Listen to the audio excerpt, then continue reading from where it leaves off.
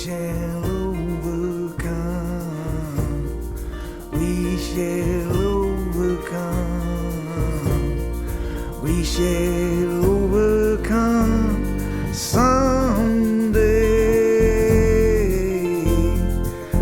Darling, here in my heart, here I do believe we shall overcome someday.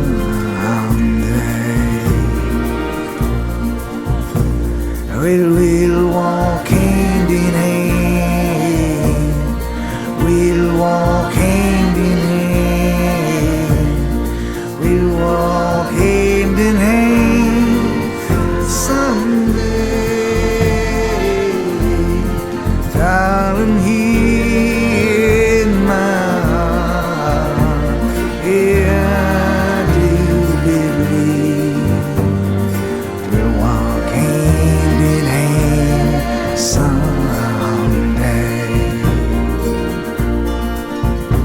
Well, we shall live in peace. Hem recorregut el camí de Xalans a Cofrents, un camí que molts de nosaltres coneixem al detall perquè portem lluitant pel tancament d'esta central durant molts anys i alguns fins i tot des d'abans perquè no arribarà a construir-se. Venim ací a gaudir de l'ambient i de la companyia dels amics i també perquè som conscients del perill i la injustícia que suposa el funcionament d'esta central. Estem ací perquè volem i ens mereixem viure tranquils, sense esta espasa de Damocles sobre els nostres caps.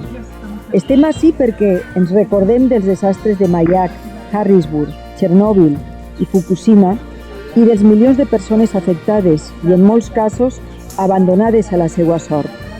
Estem ací perquè sentim que és immoral que es deixi un regal enverinat de milers de tones de residus radioactius als nostres descendents. Estem ací per a alçar la nostra veu davant la potentíssima campanya que està duent a terme el lobby nuclear amb la participació i complicitat del govern per a eliminar les energies renovables i seguir impulsant i privilegiant les nuclears.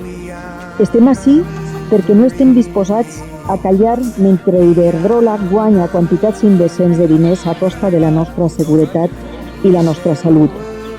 Estem ací perquè en esta època en què tanta gent està passant-ho tan malament, en què sembla que la crisi econòmica i social que estem patint ho tapa tot, volem recordar que el perill nuclear segueix sent real i que per a eixir de la crisi no hi ha una altra fórmula que canviar de sistema, incloent-hi el sistema elèctric. Estem ací justament perquè volem un sistema elèctric diferent, un sistema net, sostenible i descentralitzat, un sistema més barat per al consumidor, més generador de llocs de treball i que ens dona independència energètica. És a dir, un sistema basat en l'estalvi, l'eficiència energètica i l'ús de les energies renovables.